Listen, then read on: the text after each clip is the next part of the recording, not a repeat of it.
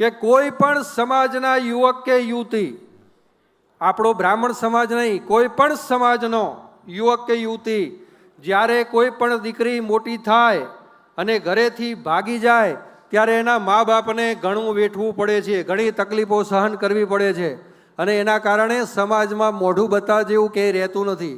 કાયદો એવું કહે છે કે 2 સાક્ષી લાવો એટલે લગ્ન થઈ જાય, પણ લગ્ન માટે સનાતન ધર્મ પ્રમાણે, વૈદિક સંસ્કૃતિ પ્રમાણે જ્યારે કોર્ટ સર્ટી લેવા જાઓ ત્યારે હિન્દુ શાસ્ત્રોક્ત વિધિ પ્રમાણે તમે એ મેરેજ કર્યા છે કે કેમ એના સર્ટી રજૂ કરવા પડે છે, બ્રાહ્મણની સહી જોવે છે.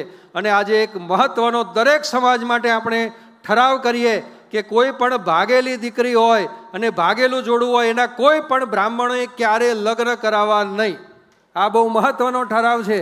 એ માત્ર બ્રાહ્મણ માટે નહીં પણ દરેક સમાજ માટે આ મહત્વનો ઠરાવ છે કે કોઈએ લગ્ન કરાવવા નહીં. અને જે કોઈ પણ બ્રાહ્મણ એ લગ્ન કરાવશે એને બ્રહ્મ સમાજ તરફથી શિક્ષાત્મક દંડ કરવામાં આવશે, એની ખાસ નોંધ લે. માટે આજ પછી કોઈ પણ લવ મેરેજ ભાગીને લગ્ન કરતા માટે આ ધર્મ સંસદની અંદર મોટામાં મોટો આ ઠરાવ પસાર કરવામાં આવે છે અને એનું અનુમોદન આપણે બધા કરીશું. બોલો, આ ઠરાવ મંજૂર છે? હા, તો આ પ્રમાણે બધા બ્રાહ્મણોને આપણે એલર્ટ કરી દેજો. આજ પછી કોઈ પણ દીકરી હોય, કોઈ પણ જગ્યાએ લવ મેરેજ થતા હોય તો કરાવવા નહીં. મા બાપની સંમતિ હોય તો જ એ લગ્ન કરાવવા.